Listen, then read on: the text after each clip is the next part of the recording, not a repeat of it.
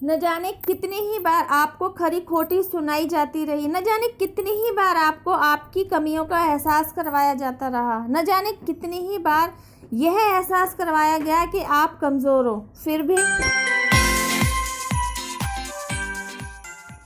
कई बार ऐसा होता है कि आपके ही घर परिवार में आपको नीचा दिखाया जाता है, कभी आपके डार्क कॉम्प्लेक्शन को लेकर, कभी आपकी छोटी हाइट को लेकर, कभी आपके पतलेपन को लेकर, इवन कभी आपके मंदबुद्धि को लेकर, और भी कई कारण हो सकते हैं, क्या ही बताऊं। कहने का मतलब आप में एक भी अच्छाई नहीं बताई जाती, या यूं कहिए आपकी अच्छाई के बारे में चर्चा न करके केवल आपके माइनस पॉइंट्स ही गिनवा दिए जाते हैं। तो होता क्या है, इन सब की वजह से आपका अपने ऊपर से विश्वास धीरे धीरे हटने लग जाता है। आप धीरे धीरे हीन भावना से भरने लगते हैं।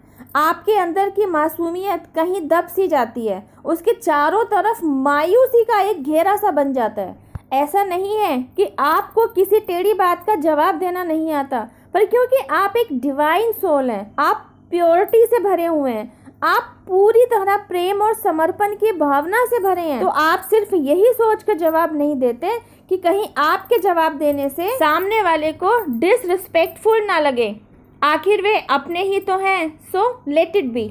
और यह सब कुछ ईश्वर देख रहे होते हैं। वे देख पा रहे होते हैं कि आप उनके इतने प्यारे बच्चे हैं कि आप अपने ऊपर कितने ही कटु वचन का बोझा ढो सकते हैं, लेकिन अपनी वजह से किसी दूसरे को ठेस लगाने वाले कटु वचन बोल नहीं सकते। खुद को कड़वी बातें सुनकर घुट घुट कर जीना मंजूर है, पर दूसरों को आपकी वजह से कड़वे शब्दों का जहर पीना पड़े, यह कतई मंजूर नहीं। तो ईश्वर भी अपने ऐसे मासूम बच्चे को तिल तिल कर मरता हुआ नहीं देख सकते। वे आपके लिए डिवाइन प्लान तैयार करते हैं, जिसके तहत आपको इतना समझदार, इतना मैच्योर्ड बना दिया जाता है कि आप अपने लिए बाउंड्री सेट करना सीख जाते हैं। फिर एक बार जब आप यह बाउंड्री सेट कर देते हैं ना, तो सामने से किसी भी प्रकार के कटु वचनों की बौछार आपके ऊपर होनी बंद हो जाती है।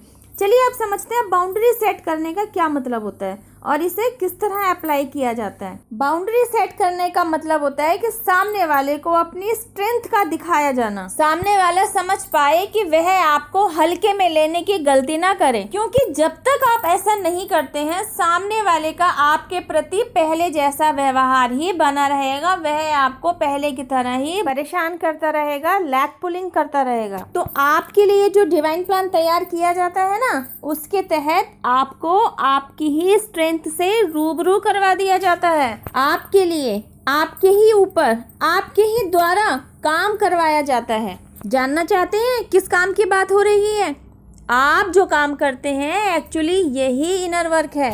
इनर वर्क करने से ही आप अपनी उस स्ट्रेंथ को पहचान पाते हैं, अपनी उस पावर में आ पाते हैं जहां तक ईश्वर आपको पहुंचा हुआ देखना चाहते हैं। इनर वर्क करते हुए धीरे धीरे आप अपने ओल्ड पैटर्न से बाहर आ जाते हैं, आप अपने ओल्ड थॉट प्रोसेस को छोड़ देते हैं। सिचुएशंस को देखने का आपका नजरिया बदलने लगता है, आपका मन ही शांत रहने लगता है और आपके दिमाग में क्लैरिटी आने लगती है।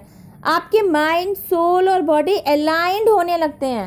आपको फील होता है कि जैसे आप खुलकर सांस ले रहे हैं। आपको रियलाइज होता है कि जैसे अब तक आपके ऊपर कोई भारी पत्थर रखा हुआ था, जिसके बोझ तले आप दबते ही जा रहे थे, और जैसे ही वह पत्थर हटा आप बहुत हल्का फील करने लगे।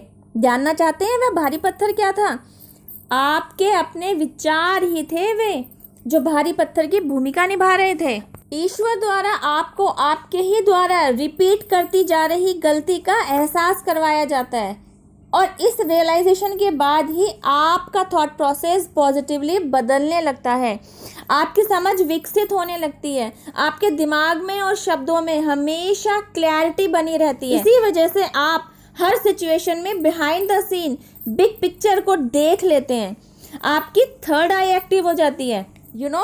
इनर वर्क करके आपके अंदर इतनी स्ट्रेंथ आ चुकी होती है कि आप हर सिचुएशन को मैच्योरिटी के साथ डील कर पाते हैं। आप इतने मैच्योर्ड हो चुके होते हैं कि कहाँ लेट गो करना है, कहाँ अपने लिए स्टेप लेना है, किस सिचुएशन में लॉजिकली डील किया जाना है और किस सिचुएशन को लाइटली हैंडल करना है, इवन अपने लिए बाउंड्री कहाँ सेट करनी है, कहाँ आपको एक्शन लेना है, यह सब कुछ आप बखूबी कर पाते हैं। पता है आपकी लाइफ में क्या चेंज आता है? पहले आप बोल नहीं पाते थे और अब आपके सामने दूसरा पक्ष नहीं बोल पाता है। आप पूरी तरह से बदल दिए गए होते हैं। पता है आपको, आपके इस बदले रूप को देखकर, आपके अंदर इस स्ट्रेंथ को देखकर आपके विरोधी भी आपके सामने बोलने से डरने लगते हैं कि भाई इसको अब हल्के में नहीं लिया जा सकता, इसको अब छेड़ा तो उनके ऊपर ही बैकफायर होगा। कई बार तो सामने वाला ही आपसे पूछ लेता है कि भाई तुझ में आखिर इतनी स्ट्रेंथ कहाँ से आई? And this time you have an answer. It's all because of your divine. You know everything. Divine is with you always. पूरा ब्रह्मांड आपके लिए काम कर रहा है। You are in angelic protection. अब तक आपके जिन कमियों को आपके ही अगेंस्ट इस्तेमाल किया जा रहा था, आपने because of your strength, because of your inner strength, आपने उन कमियों को अपनी पावर बना लिया होता है। जब आप इतना सब कुछ कर चुके होते हैं तो ईश्वर को धन्यवाद देते नहीं थकते हैं। गाइस, यह ईश्वर का ही प्लान होता है कि हमें हमारे ही लाइफ में ट्रांसफॉर्मेशन के ज़रिए हमें ट्रांसफॉर्म किया जाए और हमें इस काबिल बना दिया जाए कि हम लाइफ में आने वाली हर सिचुएशन को डील कर सकें, अपनी लाइफ के ग्राफ को खुद ही ऊंचाइयों की तरफ ले जाएं और सक्सेस अचीव करें। अगर आप वीडियो में दिए गए मैसेज से अपने आप को रिलेट कर पाते हैं तो यूनिवर्स, एंजल्स और डिवाइन पावर जिनमें भी आपकी श्रद्धा है उन्हें थैंक यू ज़रूर कहिए, उन्हें अपना ग्रैटिट्यूड ज़रूर दीजिए, क्योंकि इन्हीं की ब्लेसिंग्स की वजह से यह वीडियो आप तक पहुंचा है। वीडियो यूज़फुल लगे शेयर टू अदर्स, पसंद आए तो लाइक कीजिए, चैनल पर पहली बार आए हैं तो सब्सक्राइब कीजिए, बेल आइकन भी प्रेस कीजिए। अब मैं आपसे मिलती हूँ मेरी नेक्स्ट वीडियो में। टिल देन हैव पेशेंस, रब्बा खैर, जय माता दी, टेक केयर, बाय।